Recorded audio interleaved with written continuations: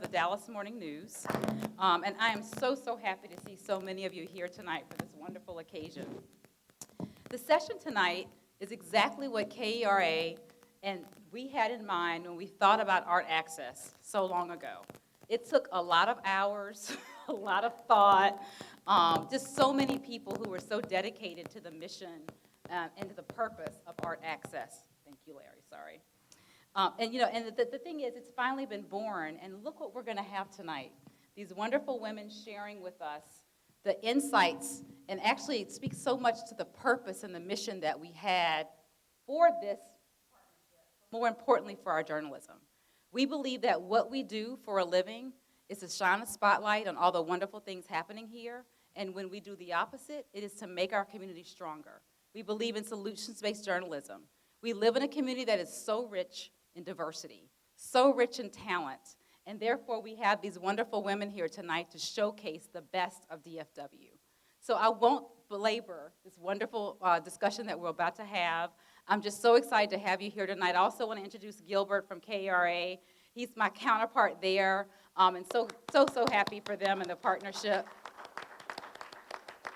And to get us started, I'll welcome Anne and Christopher to the stage. Thank you all for being here tonight.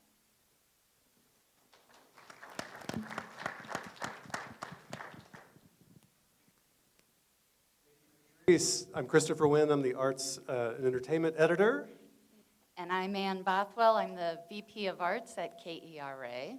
And welcome. Thank you so much for being here. We are so excited to actually be kicking it off, even though Arts Access has been around for, oh my gosh, almost 2 years, right? In a way, we are just starting today. We are. It's exciting. And part of what Ann and I want to do is quickly is just point out our new Arts Access team. All of them are here tonight. Elizabeth Myong is on the stage. You'll be hearing from her in a moment. But our Arts Access editor is here, Samantha Guzman. Do you mind saying? Say hello to her, drop her a note. We're eager to hear your ideas. And then also Michelle Aslan. Michelle is our new Arts Access reporter, and Sam started yesterday.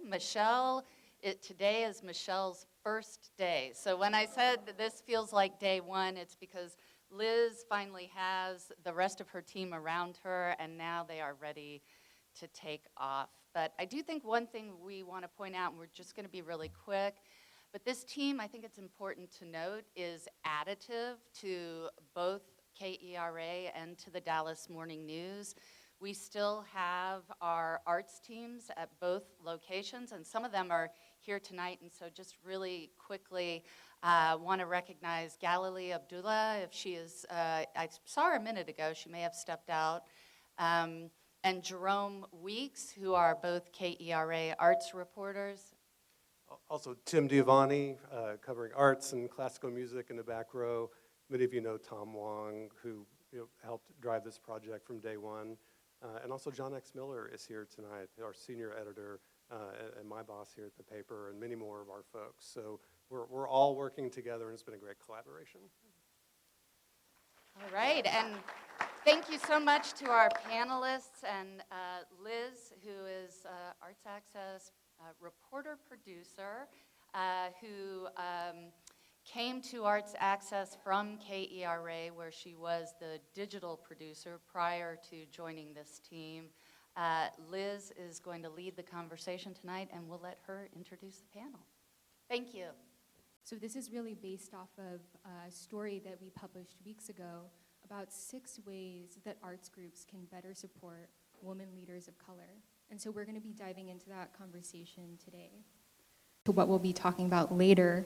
I'd love to hear, how were things when you started? Where are we now? Yeah. We're going to get into it, right, Vicki? Where are we now, and how have things changed, if at all? Who wants to start? Vicki should start. Well, I'm the elder, so you know I'm going to start. Because quite frankly, when I started in arts administration, that was in 1977, they didn't even have schools for it. You know, we were all artists who decided we needed to make a living, and so it was basically a new field. And so there were quite a few women in it. That was not the problem, but there were very few Black women and almost no Latinx women. I could count on one hand. I was working for a state arts agency. I worked for the Connecticut Commission on the Arts. I could count on one hand how many of us there were in the field. And when I would go to conferences and what have you, it was like, you know, a very lonely experience. I can also say that back then, this was when it was at the height of the Neighborhood Arts Program, which was part of Expansion Arts, the part of the NEA that was for the colored peoples. I had applied for a job at the commission as the Artists in Schools coordinator. And when I got there to do the interview, they said, oh, well, that job's not available anymore, but there is a neighborhood touring program, job, which I had not applied for. So long story short, after a threat of a lawsuit, I became the Artists in Schools coordinator. So, that's changed tremendously to now.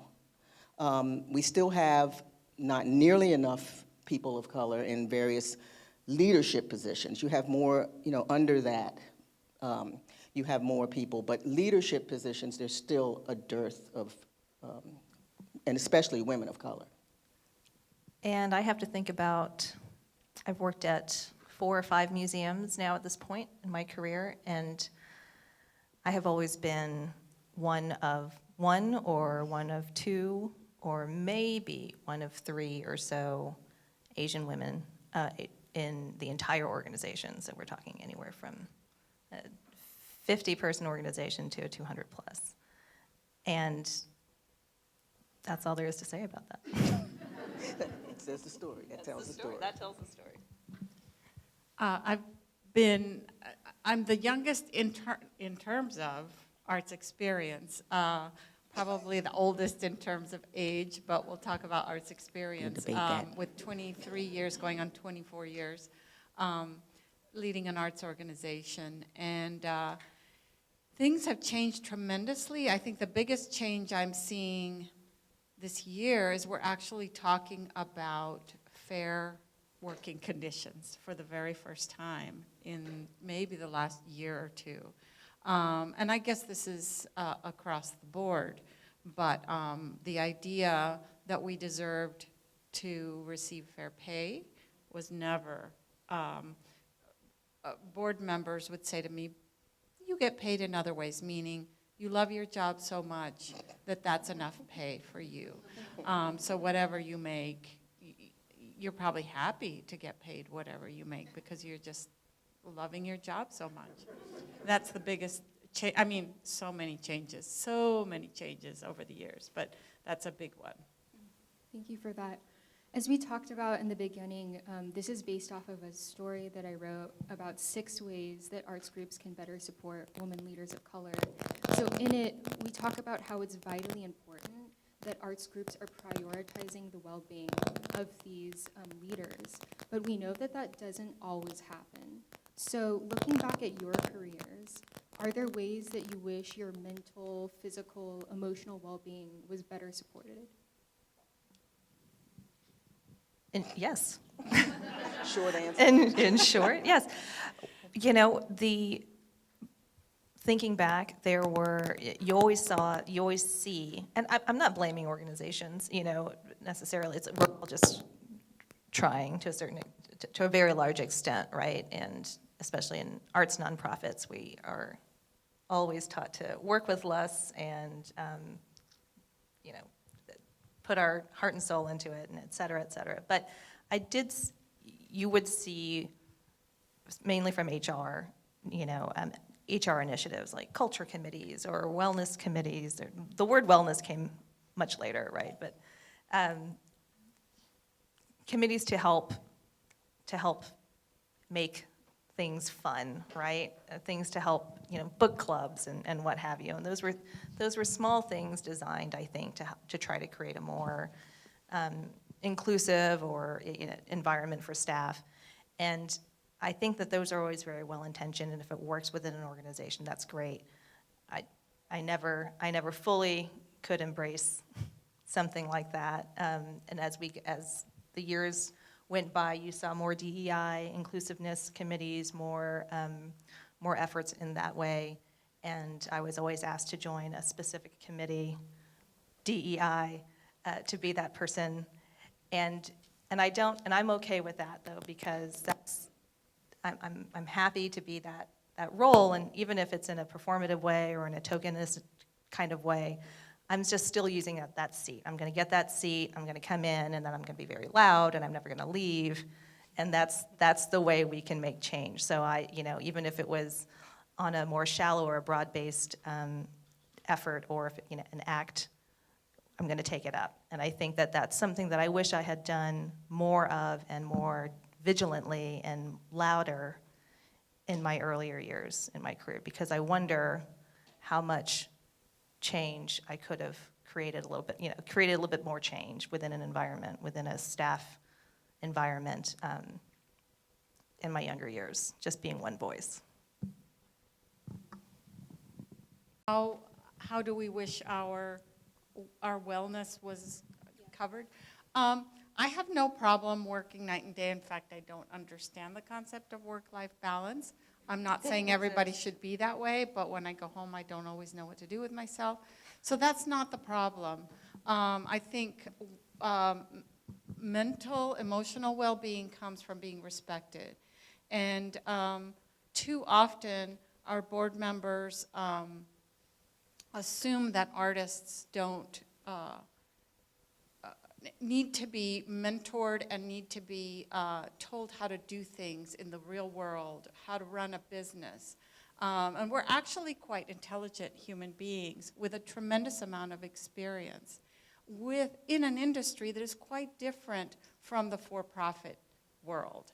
And that intelligence and being treated with that respect contributes hugely to my mental well-being and my emotional and physical well-being, is being treated like the intelligent person that I am, like the person who runs an organization and has not driven it into foreclosure. That's one of the things, being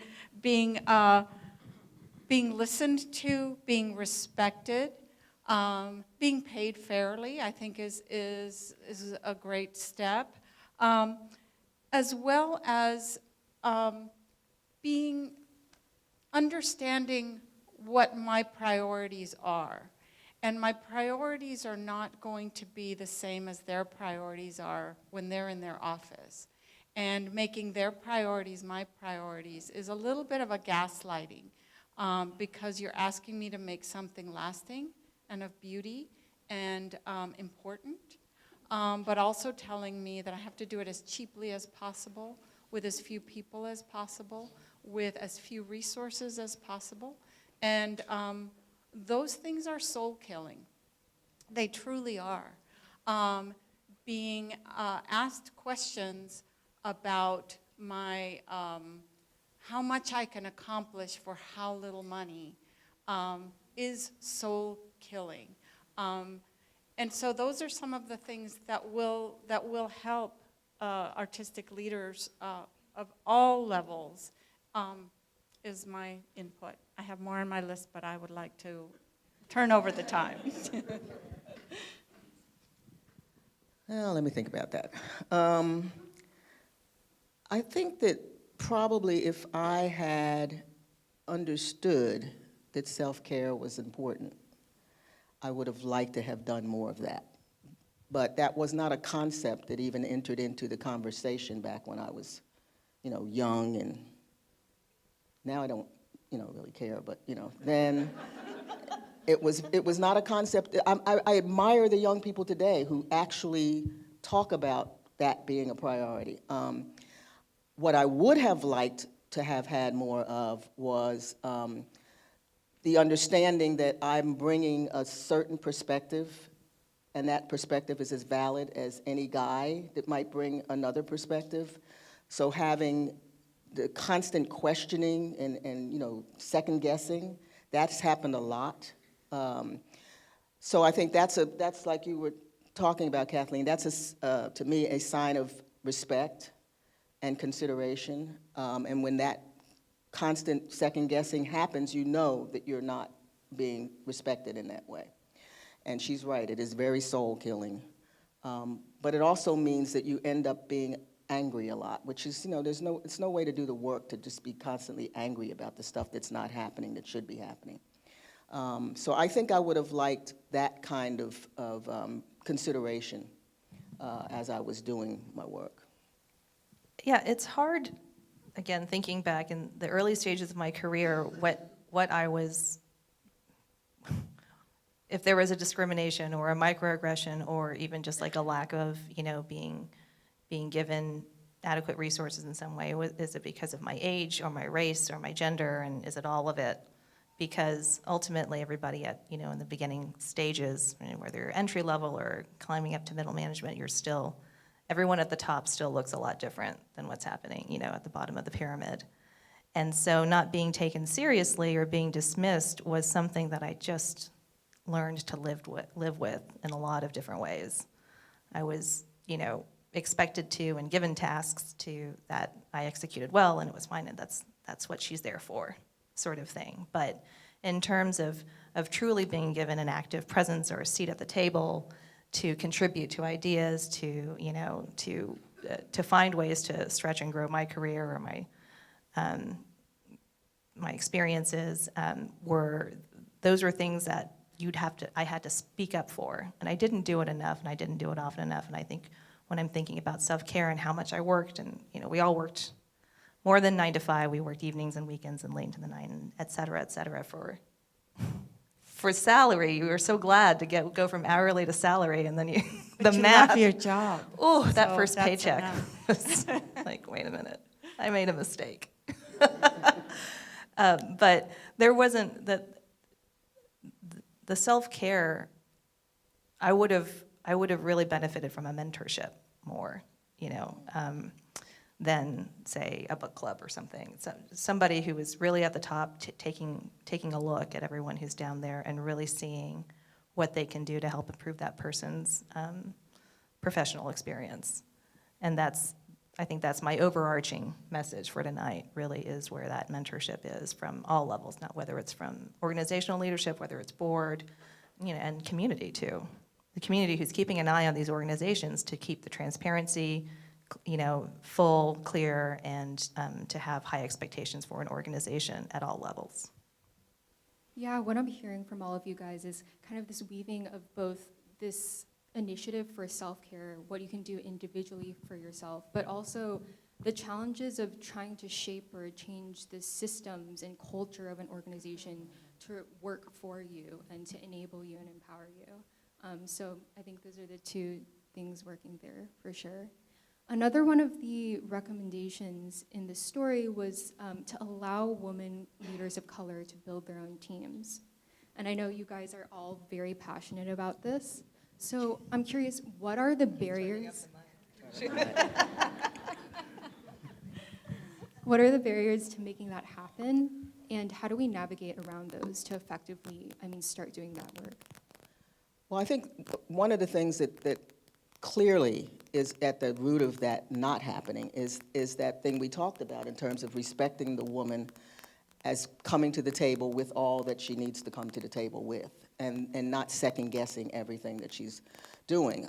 If you can't pick your own team, that's immediately truncating your ability to do the work, because you have to be able to know that you have people around you, one, who you can trust, two, who have shared vision, and three, who have the kind of skills that you think are needed to do this work. Not that somebody else has told you is needed, but that you think as the leader, this is the kind of person I need around me to make this work meaningful. And too often what we end up doing is we end up hiring these women of color into these institutions or organizations or education as well, they do the same thing there, and saddling them with people who they did not choose, and then wondering why they can't get things done.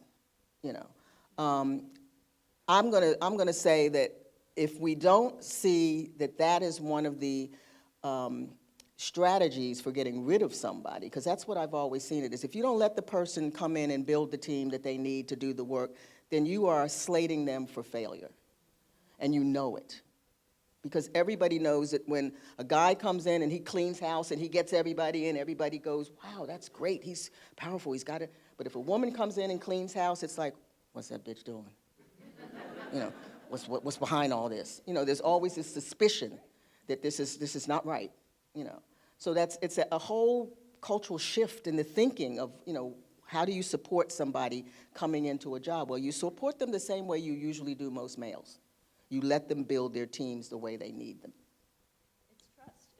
It comes back down to trust. And Kathleen we were really fired up when we were in our pre-program conversation about this, and you brought up a really good point too about the runway, too. Like they need to be given the appropriate runway, and if you're going to bring somebody in, not just even at the top level, right, but somebody in that's in that managerial level, or someone who's coming in to help transform or reorg a part of the organization. You've just got to put that trust in that person, because if the board doesn't trust that person, or whomever hired that person doesn't trust that person, that staff is going to have a hard time trusting that person, and you've just poisoned the well from the beginning. And I think your point about the runway too it leads all into that. I think another thing to add is that part of your team is your board. And all too often we've seen, there are so few top leadership positions in the arts. We tend to hold on to them for dear life, right? And so when you see change, either a person has been in that position for years and years and years, and then a new person is brought in. Or there's been a scandal, or there's been terrible debt, right? So those are your three options. So then you bring in a woman of color to create change.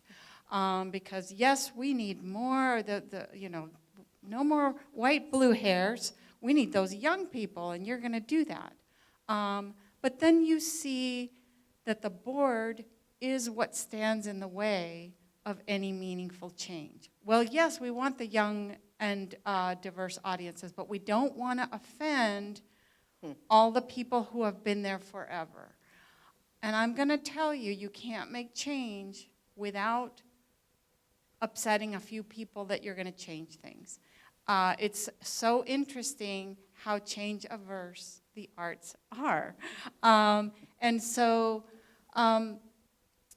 that board, if that board can't come together, then you see these boards break into factions, where one faction is supporting the new leader, the other board members are threatening to remove their funding, plus go to all their friends on the foundations and remove funding. And that setting up that team for success has to start with the board. And that means you come together, you decide what your measure of success is, and if you're not on the same page, then it's time to move on.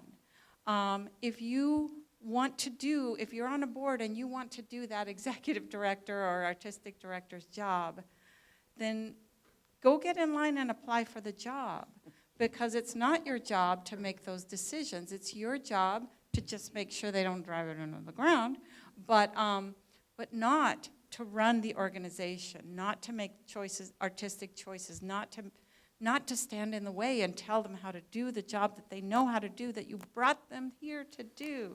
And give them the resources. What's the list? What's the wish list? And do your best to not doubt it, right? To trust. Something brought this person, something within this person, compelled you to bring them in. And so stand by it. Stand by it. And the minute that you start to see that lack of support, again, it's like a virus. It will stop it before it starts. You're setting them up for failure, not success. And one of the resources is time to make those changes, time to turn it over. No, I was just going to say that the when you were saying about the board needs to give this person agency, you brought them in because you feel like they have something to offer. Well, the other side of that coin, though, is how many of these organizations bring this person in not for that reason, but because they're checking off the boxes. Fuck. And that's the other side of it that we have to talk about, because when that is the reason that the person is brought in, you have once again set them up for failure, you know.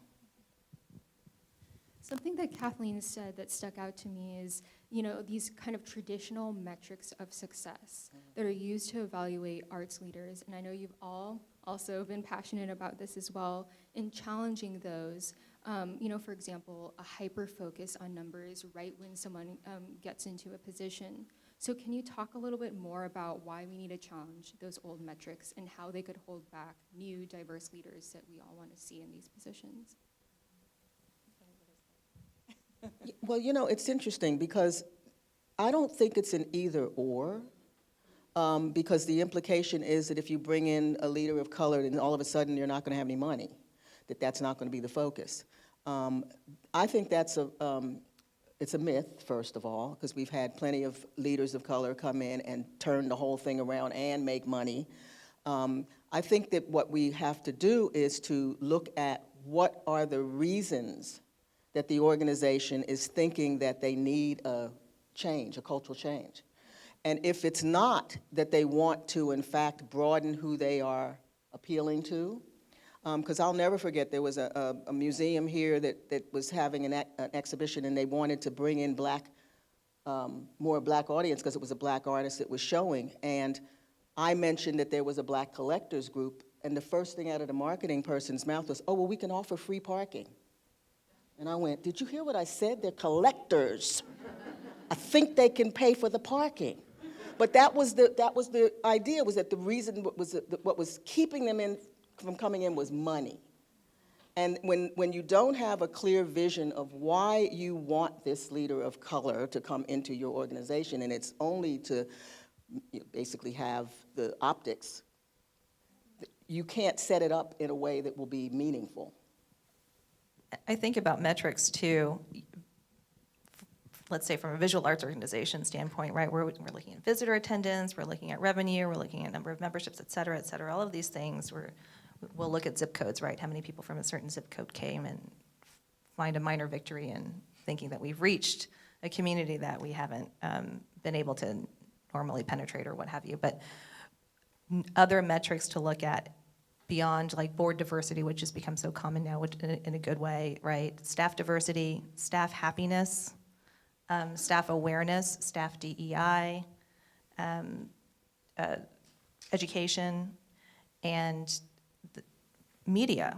How many different parts of the media are reaching or have done a story on this organization or on a certain article or so? Not just because, let's say, we have an Asian exhibition, and so this particular Asian media, came out for this one. Are they coming out to all of the other ones too? Have we really penetrated other markets, and other media markets and outlets in a consistent way where they're finding relevance? So that means for this organization that we are really, really, truly reaching out to a certain audience, to a newer audience, to an audience in a deeper way, where they're coming out for everything now. They find this place to be a regular source for top quality programming. And I think those are metrics that I haven't seen be looked at yet or in a transparent way, and I think that's important. Yeah, I think it's more important than just how many butts were in the seats. That's the very formal term we use, is butts in seats. Is who are you serving? How are you serving them? So we have to back up and ask ourselves, why do we make art? What's the importance? Is it just to get people in the door? No, we're actually hoping to impact lives. We're actually hoping to accomplish the things that all the studies show that the arts do, which is create community, which create better citizens, volunteerism, we know ourselves better, we know our communities, all those things that we know. So those are the things we have to invest time and money into measuring. So it's more than just ticking off the numbers, but it's who did you reach and how did you impact them? And those are the kinds of studies and the kind of research and the kind of data that we really need to invest in. But when we have scarcity and when we don't have anyone to tell these stories to, and certainly it seems like the funders or the boards aren't interested in that, then we don't invest in those kinds of things. But there are some incredible foundations that want to know those things, want to know, they don't care that you went in for 20 minutes to a school and performed a tap dance for 2,000 kids. They want to know, how did you affect those 10 lives that you visited in the prison? Not just that you went to the prison, but what happened. Another important thing that we're often asked is, how many unique visitors? Actually, we should be asking how many repeat visitors, because that's when we're building relationships. You know, so frequently we do a show, it's like, that's our Black show because it's February, you know, and it's like, it's not about that, and people don't trust you when you do that. So are people coming back 2 and 3 times? Are they engaging with you on a deeper level? Are they emailing you to tell you a personal anecdote about how they felt afterwards? Those are the metrics. They're hard to come by, but they're well worth it, because that's why we do what we do. And I put that burden, I share that, I call it a burden, but I share that responsibility with you because, again, as a woman of color in this industry that's unrepresented in the arts, that's really a community-focused, that's a community-focused position, right? I'm external. I want to be external. I want as many people to know what's happening at the Crow Museum all the time. And I put that burden on myself to try to reach out to as many different diverse audiences as I can, and making them know that there's so much in the Arts District and beyond that's for them. Even if it doesn't look like it's targeted for them, you will come and you will have a good experience and you'll want to come back. And so I take that very personally. I think that's also something that can be dismissed or not even thought about when you're thinking about leaders and your staff, people of color who have that extra added vision or responsibility they put on themselves. And I think you're missing something as an organization if you don't have enough people on your staff who are really thinking in those terms. And I think that is a quantifiable metric. You know, questions about what actually happened at these events, consistency, and then also having a clear vision where, you know, the numbers fit in, but that's not the only thing that we're focusing on. And to enable that kind of change, you all have said that we really need to look at the way arts groups are funded, you know, the funding models and how that plays out. So what do you mean by that, and how do we even start that kind of change? Well, I mean, one of the problems that's historically been, and this is across the board, not just Dallas, but everywhere, is that the funders have oftentimes been the ones who have kept organizations in the rut, because they have in their minds the numbers game, and they don't necessarily care much more than that, because many of the funders are, you know, they're just wanting to be able to show that their dollars hit X number of people, and they don't even really care how it hits X number of people. We've begun to see some shifting of that model in the last, I would say, 10 years, especially around grant makers in the arts who have very consistently begun to look at issues around racism, issues around inclusion, ways in which they have marginalized communities by their funding only certain things in those communities. And so I think we're beginning to see some shifting in that thinking, but not enough of the local level funders are doing that. You know, we've seen a major shift in the way TACA here funds, because there was a time when TACA used to really only concentrate on the big organizations. Then they got down to doing not so big, and now they're being very conscious about trying to be inclusive of more organizations of color. That's very recent. So, that shift, I'm very pleased to say, is, impacting a lot of our organizations that would have never gotten funding in the past. But I think until we begin to understand that all of this is a microcosm of what happens in America, racism is real. And that has driven so much of the way in which things have gotten funded over the years. The black and the browns and the Asians and the indigenous get a little bit of money, but the big money still goes to the Eurocentric organizations, whatever they are. Museums, operas, symphonies, et cetera. That kind of funding does not usually go to any of the organizations of color, even if they are the size that could accommodate that funding. That's tough. I agree, Vicki. Funding, I'm not going to be articulate about this because I'm a fundraiser.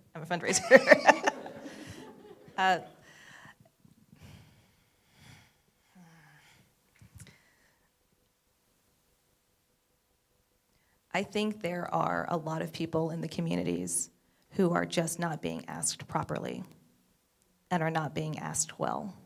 I'm saying this for myself as a fundraiser, fundraising professional. They're not being given relevant information, the right information, and they're not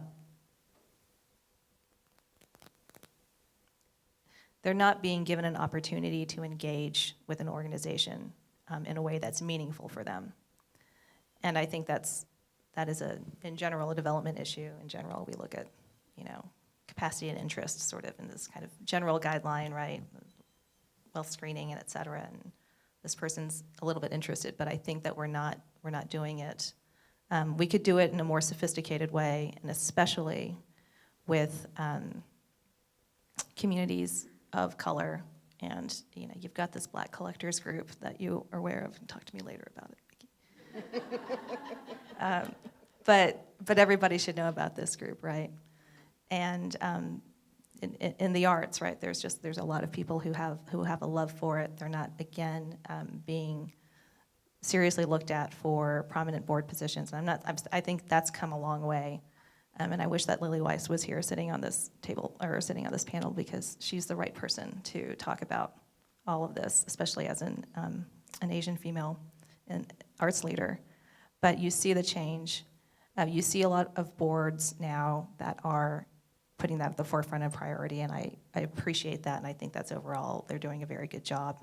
And not just being on the board, but being given, committee positions, chairs and Gowrie Sharma at the DMA, it's wonderful.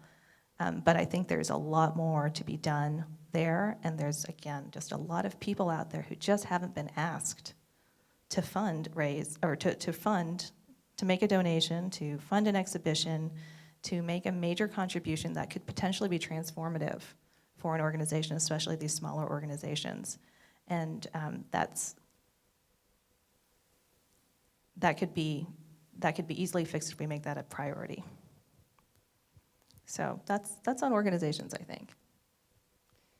I want to know more about, I want advice. I want to sit at your feet and learn. A couple of things that I sort of resist is this idea, and you don't hear it as much anymore, but that every organization should have 50% earned income, and then the other 50% can be donated, contributed income. Well, if you're an organization that keeps your prices low, tries to keep the barriers to access down, tries to do a lot of community work, you're never going to get to 50%. And that should not count against you. That should not be considered failure. The other thing I notice is that many of the very large organizations, and I say this with apologies to anyone running a large organization, is that they're treated as too big to fail and constantly being bailed out, and the funding goes to those organizations. And most of them are white organizations. So many head nods. So many of the smaller, of the organizations that are that are Black organizations, Latina organizations, whatever it is, are smaller, but because they don't have the millions of, like you get a little tiny percent. The big money goes to those big organizations. They have the same problems. They're making the same mistakes. They're underpaying their staff too.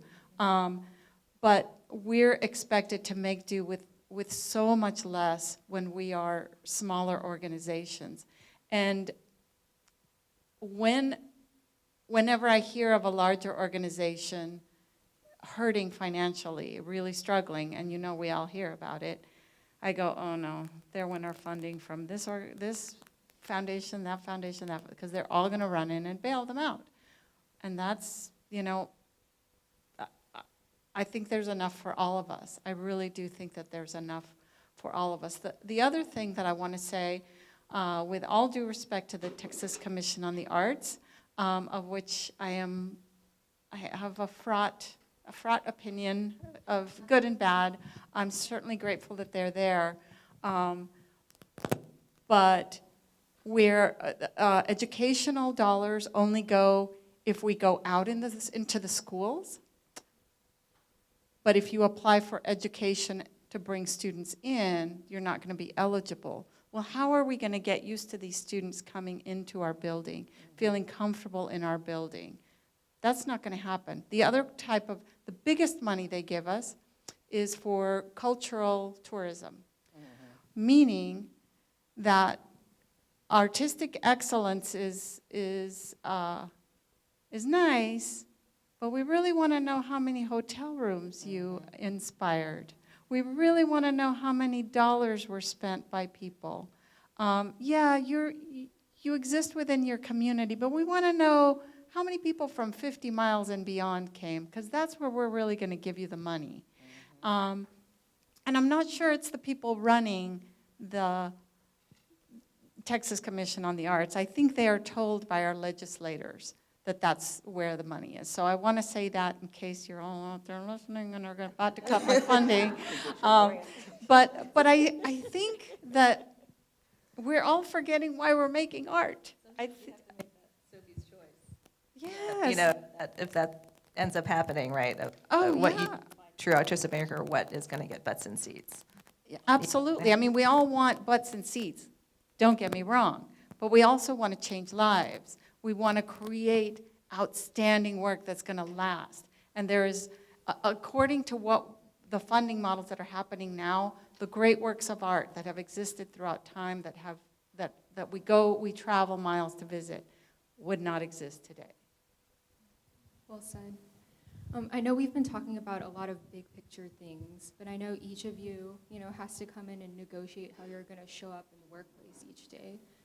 So I'm curious, how do you think about that balance between self-advocacy and protection and championing, the kind of systemic change that we've been talking about?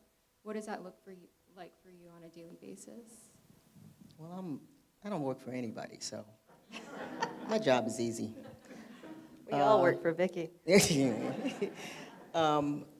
Seriously, I mean, I'm probably the elder on this panel. I don't know if you're older than 70, but when I had to do that, it was, I guess it was a circumstance of making sure that the things that I needed to succeed in that job were present. And I was known for, I worked for the city of Dallas, but I didn't follow any of their rules. Primarily because their rules did not allow me to serve the community in the way that I felt needed to be served. I mean, when I went in, I ran the South Dallas Cultural Center for many years. When I went into the South Dallas Cultural Center, it was open from 9 to 5. And my thing is, if I'm serving this community, there's no way that those can be the hours. So I changed the hours to 1 to 9. Because that's the way I knew that community could use that facility. The artists who needed to use it needed to be in there after hours, because most of them had day jobs. So I made things work the way I needed them to work. Now, I realize that things have changed, and a lot of people would not do that now.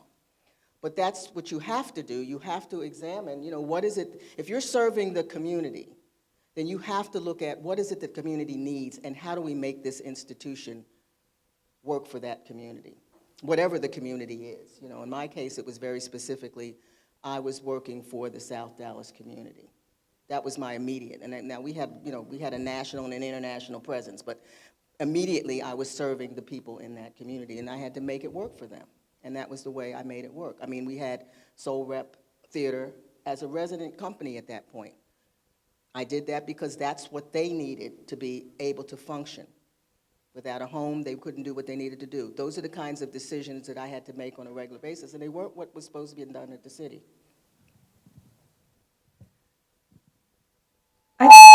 Whoa, your mic is really just wacky. Is that what? Do you want to try? Is it okay? I'm so powerful. I've been fortunate, I think, in a lot of ways of being well supported. You know, I'm at the Crow Museum of Asian Art, so of course our whole mission and our platform, right, is to elevate Asian arts and cultures and lift the voices of Asian artists.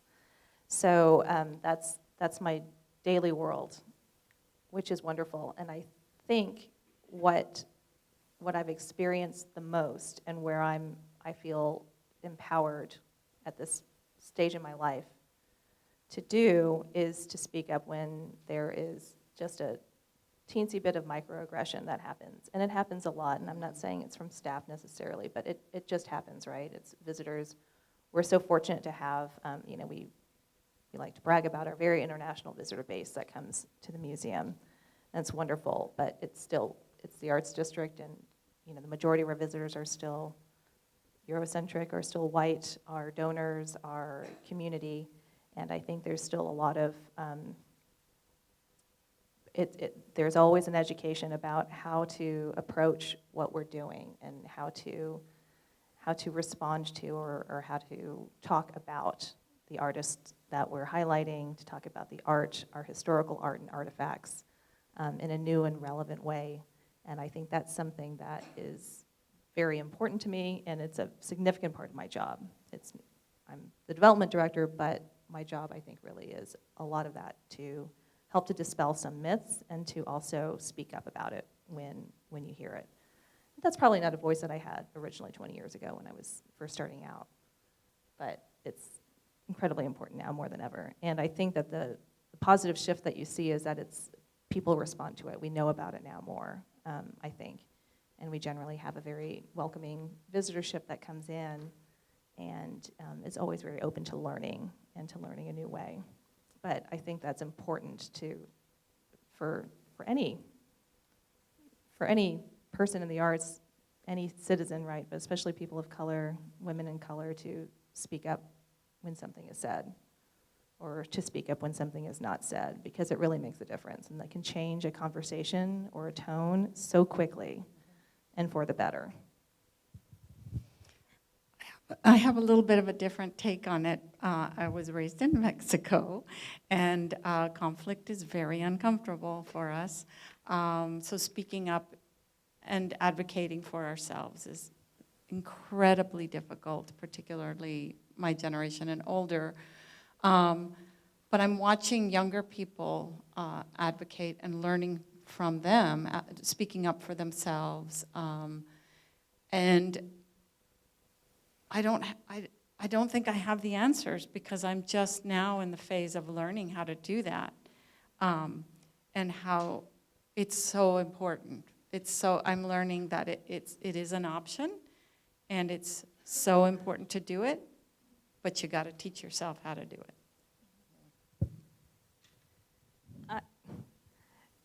I understand. I understand how you feel. It took me, how many times I heard the word Oriental, and I didn't say, you know, that there's a new term maybe that you can use. An Oriental ain't it. And you know, and it's something so small like that, and I can understand. You know, I look to the sympathy side of that. Well, that's just a term that person has grown up with, or has heard the majority of their lives, or whatever. But there's also a new term this person can learn too, right? And it just takes maybe one time for someone to say, we like to say this now. Mm-hmm. This is a good thing to say. This is a better thing to say. And it's those little moments that if if I really add it up, every day or every week, it really does add up. So there's But- many different moments. But I would say, in my experience, speaking up for myself, I have to take a breath and make that decision. And we were talking about this in our pre-meeting. Do I speak up and know that the result is going to be a roll of the eyes and a being labeled a certain way, as difficult as, a snowflake or whatever? Or, do I just go for it and say it? Do I keep my mouth shut and keep, just go with it and they still like me because, being liked is so important to we Mexican women? Or do I do that bold thing? And it's exhausting. I have to say, sometimes the self-care is when I keep my mouth shut. Yeah, I would say that and this is just my experience, because I don't purport to, represent anybody else's experience, but I have found that it has never been worth me keeping my mouth shut. And I'm not, and I mean that very seriously, is that change can't happen if people don't know there needs to be a change.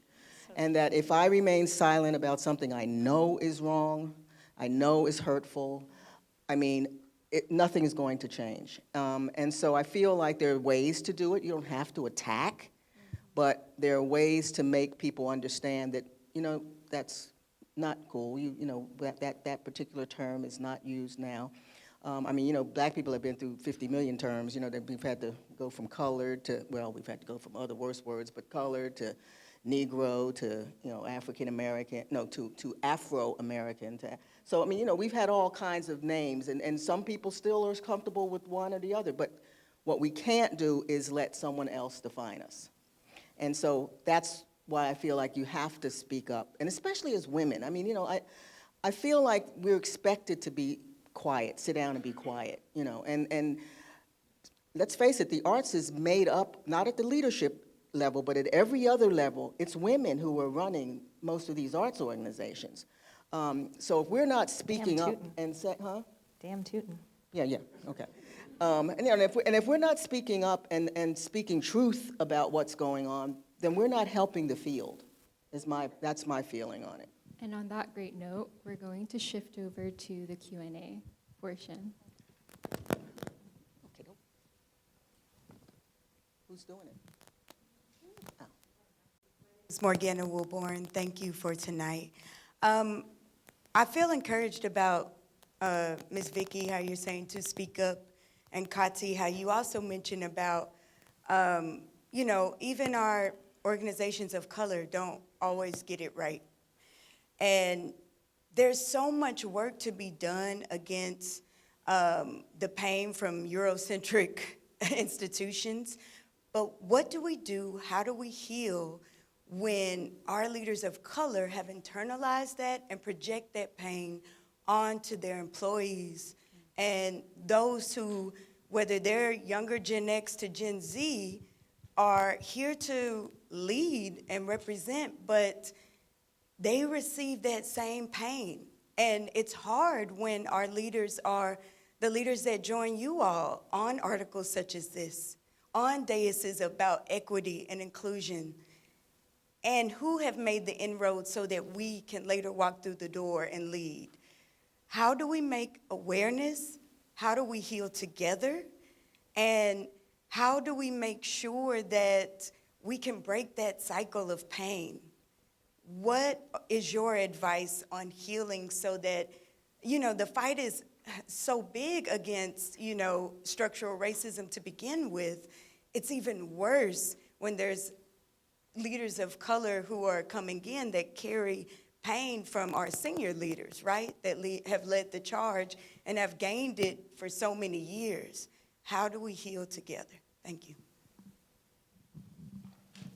Well, I would say one of the first steps is there has to be some conversation, some honest conversation around it. And that conversation has to be with those people, not with, others. So that the conversation is really geared towards where are we falling short as far as our support of each other. And women, let's face it, women have been, because of where the position that we're in as far as the work world is concerned, we are often pitted against each other. And you have to be incredibly resilient to not fall prey to that and not fall prey to the backstabbing that often happens in those circumstances. But I've always said that the conversation has to be had with the people that are in pain. You know, that's where it has to happen. I think the younger generation, this newer generation that's coming in is light years different from my generation in terms of, again, in terms of self-care, in terms of, you know, making clear what their demands are. There will not, you know, they're not going to be taken for granted or you know, overworked or abused in any way. And I think that that's the my generation who are in that organization should really look to that generation to help bridge that conversation and that gap, because I think that is unique, right, in that powerful what's happening within an organization when you're seeing it from the top and with this shared pain that kind of keeps perpetuating itself.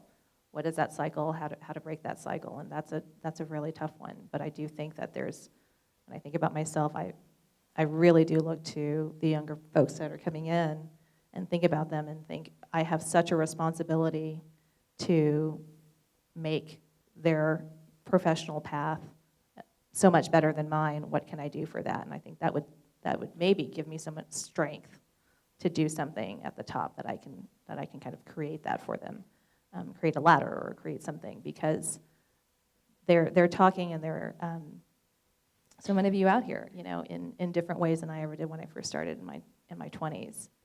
And I think that in my 40s now, that's the only thing I can do. That's the best thing that I could do, is to try to empower them as much as possible to help break that cycle.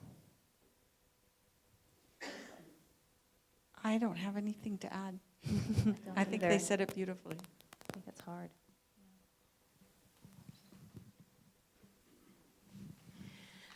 Good evening, Sharan Goodspeed Keaton. I stand on both sides of the fence, founder of a very small arts organization run by women of color, and taking those ideas of education and outreach and just the passion for the community that I grew up in over to a position that I now hold as a director in a very large Eurocentric arts organization with a very Eurocentric board of directors and the ideology that comes along with that. Where might I find resources, coaching, guidance to assist, or people like to assist being able to effectively serve those communities that I so passionately want to serve without it just being a numbers game? I'm going to recommend for every woman of color who's working in an arts institution, whatever type, to check out Women of Color in the Arts. Kaisha Johnson is the founder. You can go online and find it. It is a support organization, and they have all kinds of ways of supporting women, but I would very much recommend you become a member, because you will find that they may not have locally that kind of support, but there's a national organization that has resources for you, and trust me, it'll help. Yeah, and I'd just like to add to that, at the bottom of our story, there is a list of resources, and one of those is from Kaisha Johnson from the Women of Color in the Arts organization, which is great. I would just add that, oh, no, go ahead. I would just add that right now, because all of these institutions are being told that they have to embrace diversity, and they're going, I don't know how, that suddenly partnerships are looking real good to them. And if you can find a partnership that isn't going to just use you and spit you out, but that will actually give you some of the resources to accomplish the things that you want, this is the time to do that, because the institutions are like, oh my gosh, how do I do this? What do I do? And you have the keys to that. You know exactly how to do it. And so leveraging that in a powerful way, not in a way that where they can swallow you up and just use your knowledge and throw you out, could be a foot in the door. I'm not sure. My only addition to that would be Be along careful. the same lines. Right, be That's very my careful. addition. I was going to say, be the squeaky wheel. That's, I think, again, my other overarching message for any woman of color, especially out there, is to be a squeaky wheel. And I think we are all three squeaky wheels in our own way. Even if you, Kathleen, have said that. It's uncomfortable. It's uncomfortable, but you do it. But I think also, even just in your stillness, that's a squeaky wheel, right? It's discomfort. We need to be comfortable in our discomfort and in creating that discomfort as well. So that's the only way that we can teach and educate and make others aware, because we live with this every day, right? Every single conversation we have in the backs of our minds, we're kind of always we're very aware of what we look like and what we look like to others. And I wonder how many white people have that in the backs of their minds when they're talking professionally or talking to a donor or talking to a board member. So that's just something to think about. Hi, I'm Andrea Tostin, and I wanted to ask about, it seems like sometimes we're talking about individual actions and interpersonal interactions, but also talking about matters of policy. Do y'all have any advice on protocols that could be put into place where we need to differentiate between those situations and make sure that we're addressing policies that are in place that are aggravating situations? Yeah, I think that's one of the things. I know that you've just joined the city. Welcome to the city, girl. We got your back. Don't worry. But one of the things I think that the city of Dallas has begun to recognize is that on a policy level, things have needed to change in order for the way in which we do business with the arts changes. And it's always important to realize, and I think Angela Davis said it last night, we figured out that racism is not about that redneck down in Mississippi who caused it's systemic. And that if we don't look at these issues as systems that have been here for generations that need to be dismantled, and begin to look at the ways in which our cities are creating policies that will allow all of the changes that we need to have happen, then we will not penetrate the real problem, because it doesn't really matter who's sitting in that seat downtown. If the policies are not supporting the actions that that person wants to take to make change, then the change can't happen.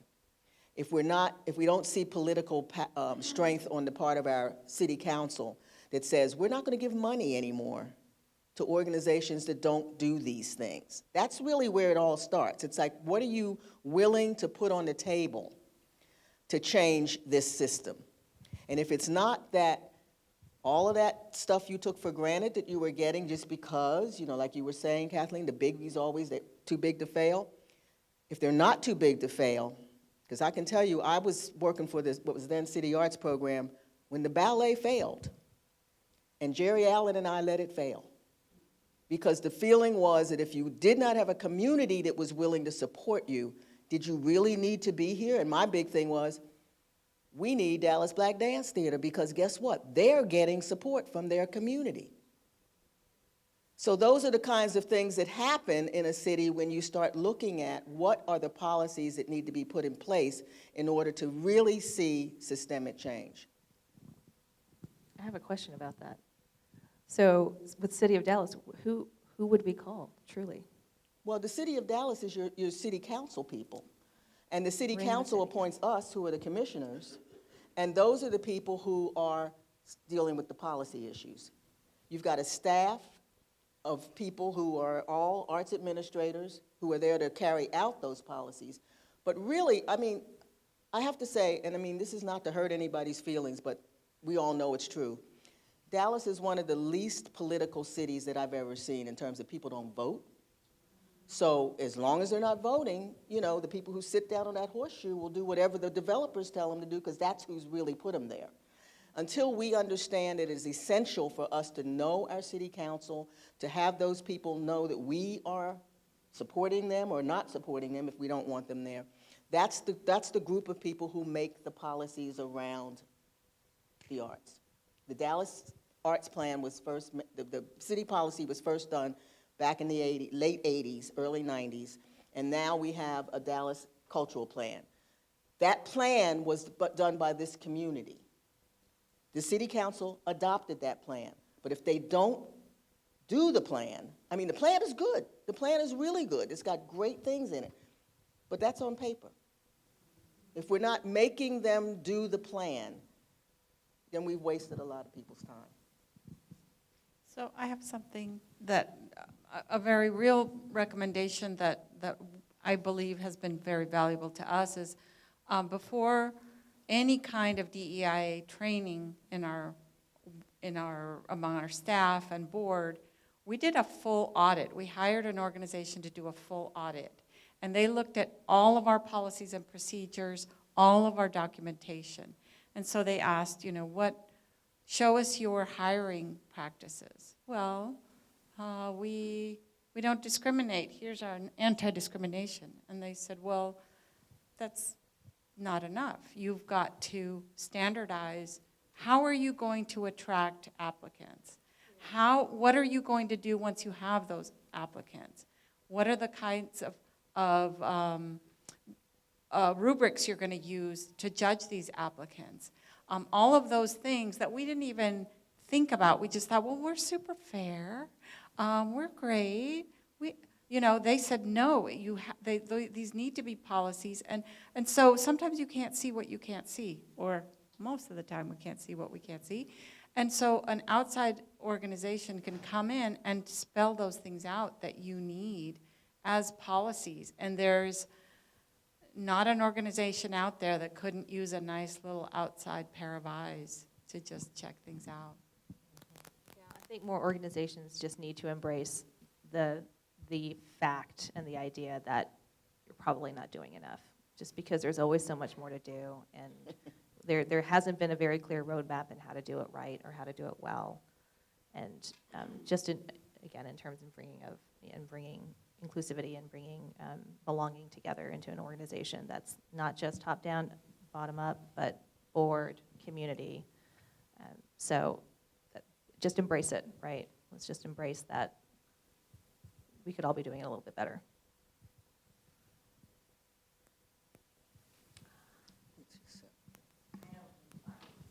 There's Lily Weiss. Speaking of. Thank you. I know all three of you, Kathleen, I just really got to know you last year, and thank you for the collaboration.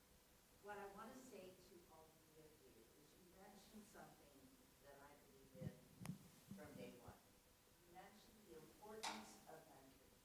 And when I hear all of the questions that are coming up right now in the audience, what I would say to you all and to our panel and to our leaders in the community, and not just leaders, but even fellow colleagues, if we're willing to mentor, is there a way that we can get that information out so that you feel comfortable asking us? It's not us against them. We believe that the legacy of Dallas Arts needs to continue, and it lies with everybody, no matter what age, no matter who you are. Mentorships is what helped me along the way. And when I say this to you all, I'm the youngest of 5 women. So my father was the patient one in a home with 6 women. I'm also Filipino, and it's a matriarchal society.